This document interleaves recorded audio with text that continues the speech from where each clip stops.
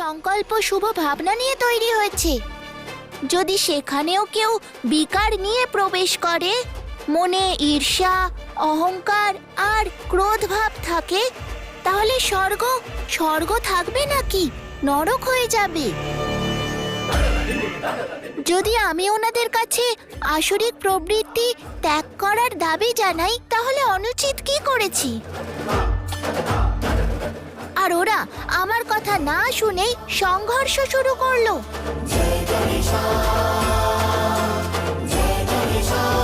গণেশের তর্ক আর কর্ম সর্বদা ধর্মযুক্ত হয় মহাদেব।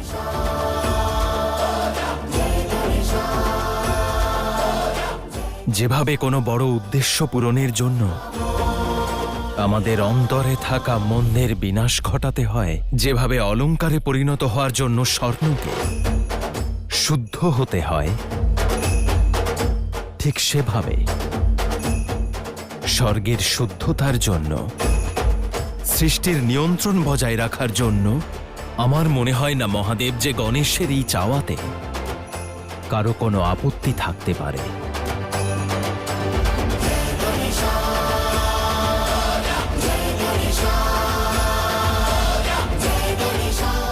আপনারা স্বর্গে যেতে চান? অবশ্যই যান, কিন্তু নিজের আসরিক প্রবৃত্তি ত্যাগ করে, মানুষ আর দেবতাদের সঙ্গে ভালোবাসাপূর্ণ সম্পর্ক রেখে, তাদের সঙ্গে সংঘর্ষ করতে নয়।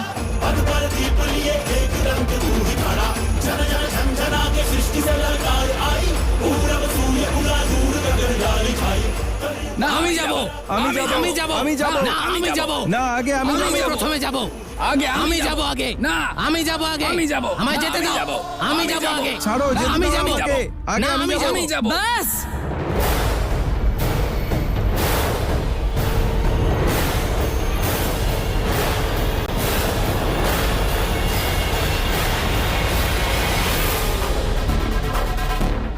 আমাদের শত্রু দেবতাদের সঙ্গে ভালোবাসার সদ্ভাবনার কোন রকম শর্ত আমরা মেনে নিতে রাজি নই। আমরা গর্বিত আমরা আমাদের অসুরত্বের উপর, আমাদের ভাবনার উপর, আমাদের স্বভাবের উপর। যদি আমাদের আসরিক প্রবৃত্তি ত্যাগ করি, তাহলে অসুর থাকবো কি করে? আমাদের অস্তিত্ব ত্যাগ করতে আমরা প্রস্তুত নই। রাখুন আপনাদের স্বর্গ আপনাদের কাছে, চাই না আপনাদের ভিক্ষা। আমরা যখনই স্বর্গ নেব, আমাদের প্রবৃত্তির সঙ্গে আমাদের যোগ্যতার দ্বারাই অর্জন করব। দেবতাদের পরাজিত করে নেব, তাদের অস্তিত্ব মুছে দিয়ে নেব, আমাদের অস্তিত্ব ক্ষুণ্ণ করে নয়। চলো পাতালে।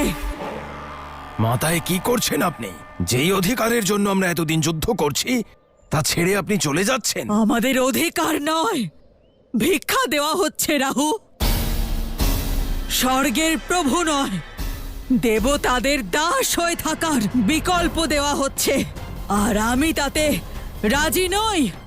কিন্তু মাতা, একবার আমরা স্বর্গের ভেতরে যেতে পারলে তাহলে এই স্বর্গ আমাদেরও হতে পারে। আজ আমাদের স্বর্গ ভিক্ষা দেওয়া হচ্ছে, আর আমরা নিয়ে নেব। কাল যদি কেউ বলে এখান থেকে চলে যাও, তাহলে কি চলে যাবে? স্বর্গলোক লাভ করার লোভে অসুরদের লক্ষ্য কখনোই ভুলতে পারি না আমরা।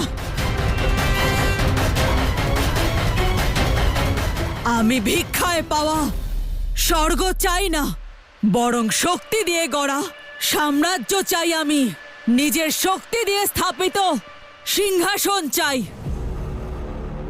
এক এমন সিংহাসন যার সম্মুখে শুধু সংসার নয়, শিব শক্তিকেও মাথা নত করতে হবে।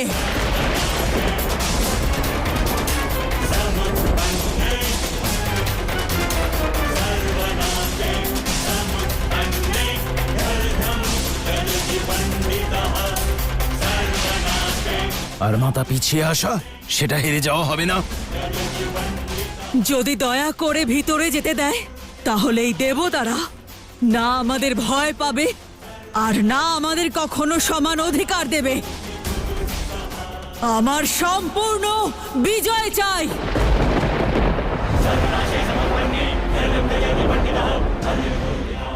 আর প্রবল আঘাত করতে কখনো কখনো 2 পা পিছিয়ে আসতে হয় রাহু।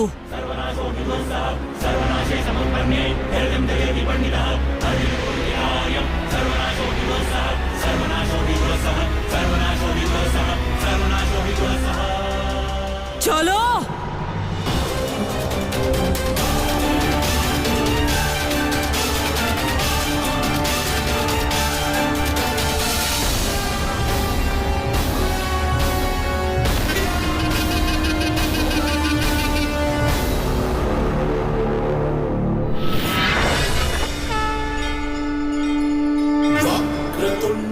অসংখ্য ধন্যবাদ শ্রী গণেশ। আপনি প্রমাণ করে দিয়েছেন যে কেন আপনাকে বিঘ্নহর্তা রূপে পুজো করা হয়। আর যেভাবে আপনি অসুরদের থেকে স্বর্গ আর আমাদের দেবতাদের অধিকারের জন্য লড়াই করলেন, সেই কারণে আমরা মন থেকে আপনাকে ধন্যবাদ জানাচ্ছি। জয় শ্রী গণেশ, জয় শ্রী গণেশ, জয় শ্রী গণেশ, জয় শ্রী গণেশ, জয় শ্রী গণেশ। জয় শ্রী গণেশ। আমার ছোট ভাই সব থেকে বড় কার্য সম্পন্ন করেছে। সোজা রুদ্রের কাপালিক অবতারের সম্মুখে দাঁড়িয়েছে। কিছুক্ষণের জন্য তো আমিও ভয় পেয়েছিলাম। গণেশ, আজ যে বুদ্ধি, তর্ক আর বিনয় দ্বারা তুমি এই পরিস্থিতিকে সামলেছ, আমার গর্ব হচ্ছে তোমার উপর পুত্র। আর এই সংসার তোমাকে সর্বদা মনে রাখবে। আজ গণেশ যে লীলা দেখিয়েছে তাতে প্রমাণ হয়েছে যে নটরাজরূপী মহাদেবের পুত্রকেও নটেশ বলার পূর্ণ অধিকার আছে। নটেশ বলার পূর্ণ অধিকার আছে। আজ তুমি শক্তি দিয়ে নয়, তোমার বুদ্ধি দিয়েই ঘোর বিপদ কাটালে। ধর্মের পথে থেকে ধর্ম রক্ষা করলে। তাই এই সংসার তোমাকে বুদ্ধি আর জ্ঞানের দাতা বলবে, আর জ্ঞানের দাতা বলবে, আর জ্ঞানের দাতা বলবে। বলো গণপতি বুদ্ধিদাতা গজানন নটেশের জয় নটেশের, জয় নটেশের, জয় নটেশের, জয় নটেশের, জয় নটেশের, জয় নটেশের, জয় নটেশের, জয়।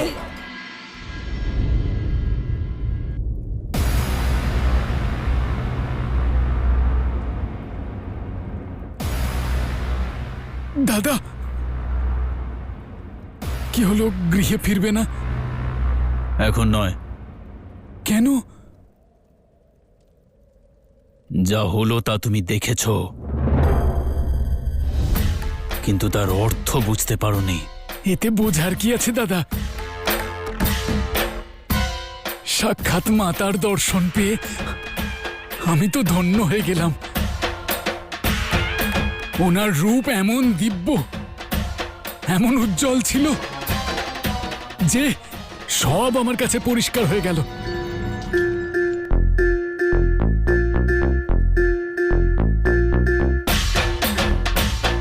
তুমি কেন এসব কিছু নিয়ে ভাবছো? চলো গৃহে ফিরি, যাত্রা অনেক দীর্ঘ হবে। হ্যাঁ, যাত্রা সত্যিই দীর্ঘ হবে, কিন্তু তা গৃহের পথে নয়, আমাদের উদ্দেশ্যের পথে। উদ্দেশ্য? কেমন উদ্দেশ্য দাদা? নতুন কিছু শিখতে হবে মণি, নতুন কিছু করতে হবে। এখন এটাই আমাদের উদ্দেশ্য। শুনেছি মহাদেবের স্বরূপ কাপালিক তন্ত্রবিদ্যা শেখাতে শুরু করেছেন এবং অনেক সাধক মানব ঋষিরা তার কাছে যাচ্ছেন।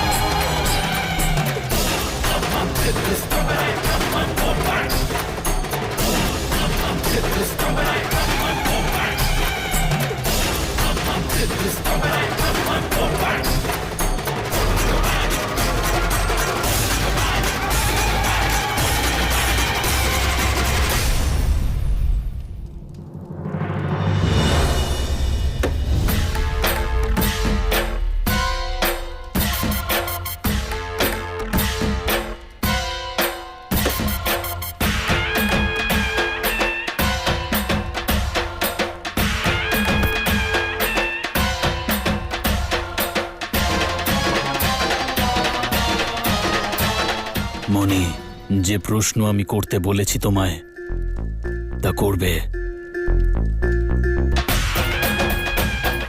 চলো।